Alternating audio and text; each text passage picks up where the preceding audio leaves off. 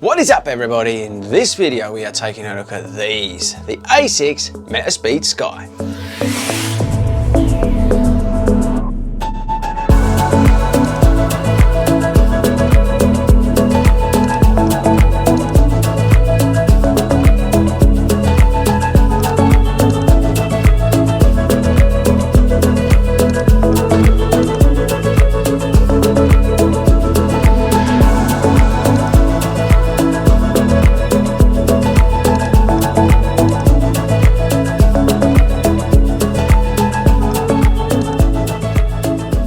Hey guys, what's up and welcome back to the channel. How are we all doing, people?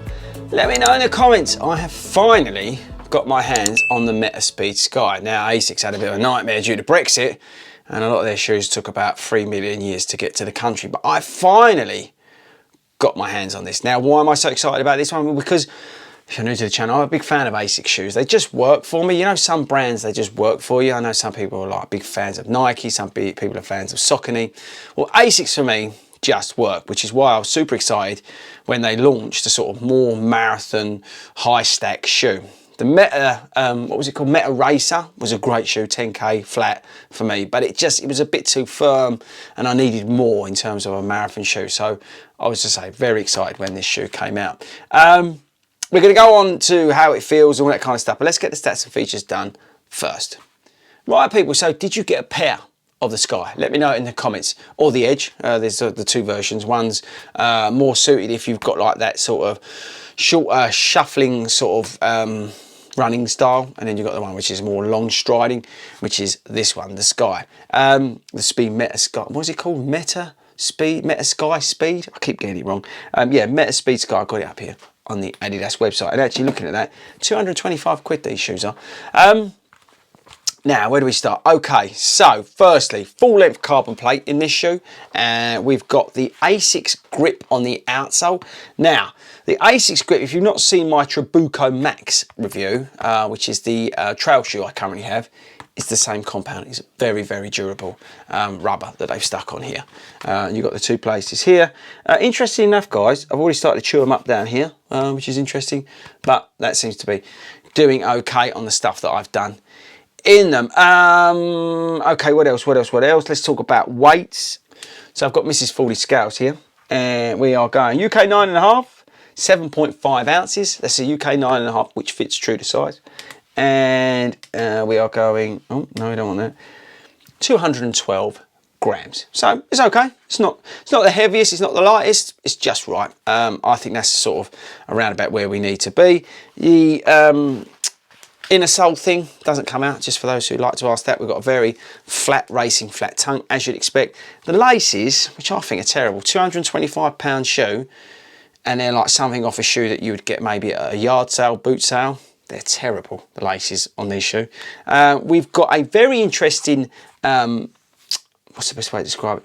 Engineered mesh up, I suppose. It's a boring way, but look at the way they've designed it. So they've gone across with the design of it, and what that means is that opens up the space in between. So you've got smaller parts there, and then you've got like these bigger gaps that creates better ventilation through the shoe, according to Asics. And you know what? It is a super breathable upper on it. But yeah, can you see what I mean?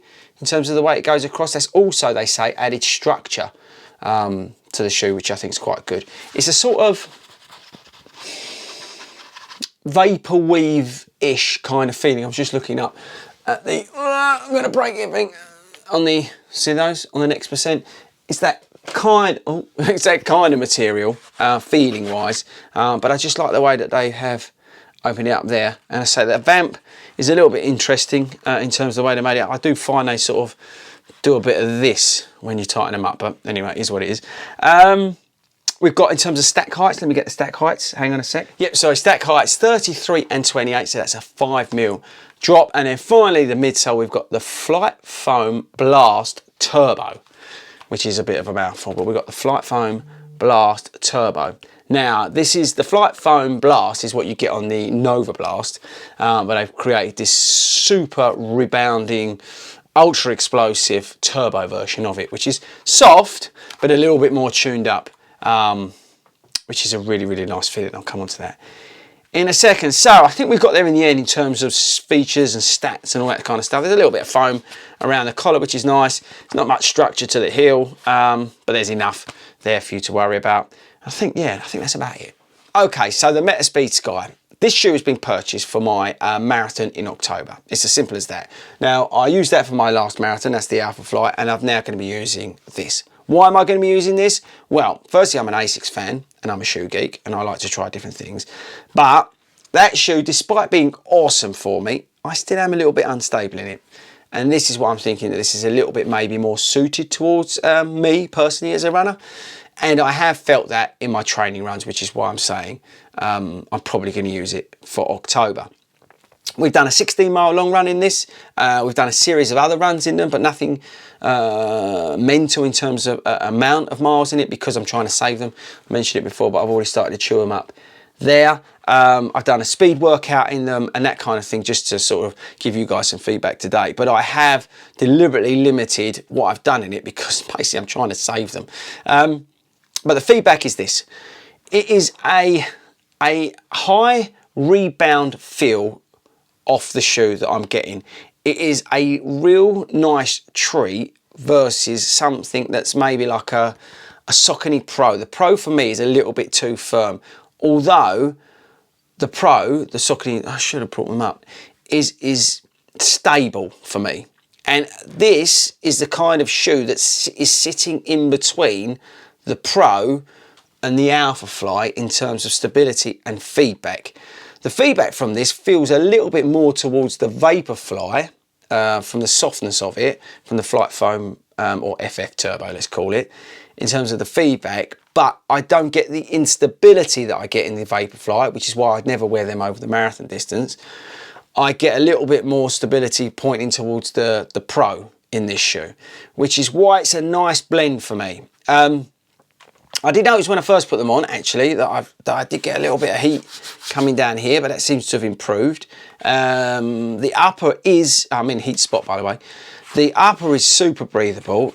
It is comfortable, 16 miles, you know, I didn't have any problems in terms of around the ankle or padding or anything like that. I didn't feel like I was collapsing. When I run at low speeds, on those training runs, on the Alphafly in particular, I do feel like I collapse. That is a marathon shoe, you know, so you're meant to be at that sort of goal pace, marathon pace, but I did do some easy miles in these and it felt okay. It didn't feel necessarily too unstable. There was plenty of grip on the outsole from the Asics grip rubber outsole, which was good news because it has been raining a lot over here in the UK. But yeah, I don't know, it's a nice balance for me. It's not as, see the RC Elite from New Balance I could never wear because the first time I got that it was just so unstable and my pronation issues were just off the charts. Because of where I lazy pronate when I do get into that easy pace and when my legs do get tired, the pronation sort of rears its head and I go more towards that sort of heel strike that I'm more sort of used to. But I don't know, this just seems a nice balance between, I say, the Pro and the Vaporfly feeling. And that's why I think I will put it in for the marathon. The Pro is a really good shoe, but it's just that little bit too firm for me. But the Pro definitely has a more rocker sensation from the shoe. The Vaporfly and even the Alphafly, you do feel like you're bouncing off. And this is, as I say, a combination between the two. And I think that is why it probably will suit me better than the other two sort of thing, if that makes any sense. Probably not. Yeah, I don't know, it's hard to explain because I think it's such a personal choice in terms of a marathon shoe for you, what works for you, because, you know, a Nike Pegasus 38 may do the trick. Hang on, I'm going to sneeze. Sorry. Okay, I'm back. Right, so, personal choice, personal preference. Marathon shoe is a personal thing. And it doesn't matter whether it's an Alphafly, Boston 10, this Pegasus 38. It's a personal preference. This for me, at the moment, just seems to be ticking boxes. I am going to put it through, and if you're new to the channel, through my marathon training, I'm doing sort of 16, 18, 20 rotations, right? And I will put this through at least one more of those rotations, whether it be another 16, whether it be the 18, it might even be the 20. And then what I'll do is I'll make a definite decision and I'll come back to you and let you know on it. But yeah, I don't know. It just, for me, it's just that nice blend between the sort of shoes that are out there at the moment. And that's probably the best way to end it. It's not conclusive, but I think it's a point in the right direction for you. If the Pro is that little bit too firm for you, then maybe this is something for you. If the Vaporfly is that little bit unstable for you, then maybe this is something for you. And that's probably a better way to sort of leave it. It is fast, it is responsive, but it might not be for everybody.